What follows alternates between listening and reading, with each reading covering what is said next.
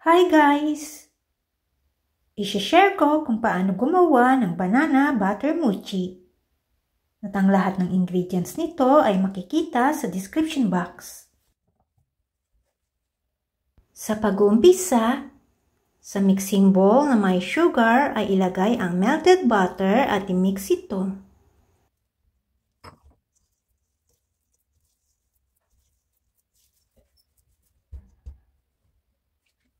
Maglagay ng vanilla extract.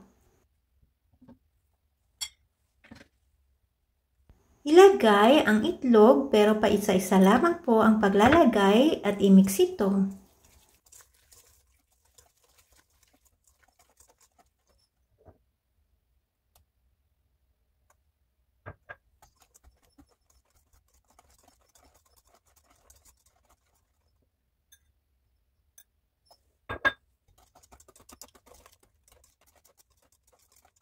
Pag nailagay na lahat ng itlog ay ibuhos ang evaporated milk.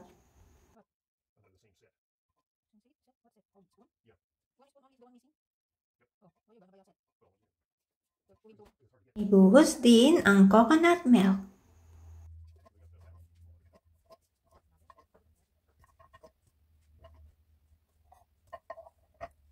I-mix ito, and after mixing, ay ilagay ang glutinous rice flour.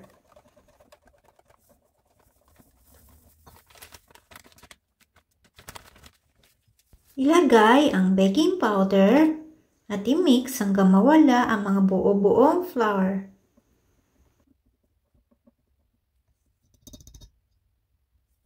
After mixing, ay ilagay ang mashed banana. I-mix ulit ito hanggang mag-combine ang lahat ng ingredients. Ilagay ang huling sangkap na desiccated coconut o pwede po kayong gumamit ng fresh buko. At muli itong i-mix. And after mixing ay set aside muna ito.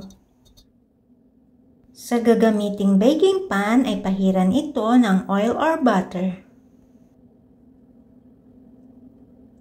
Pagkatapos magpahid ng oil sa baking pan ay pwede nang ilagay ang mixture. Ang size po ng baking pan na ginamit ko dito ay 8x8 inches. I-bake ito sa preheated oven, 350 degrees Fahrenheit for an hour or until toothpick. Inserted comes out clean. And after baking, remove from oven and let it cool. Pag malamig na ang banana mochi, ay pwede na itong tanggalin sa baking pan.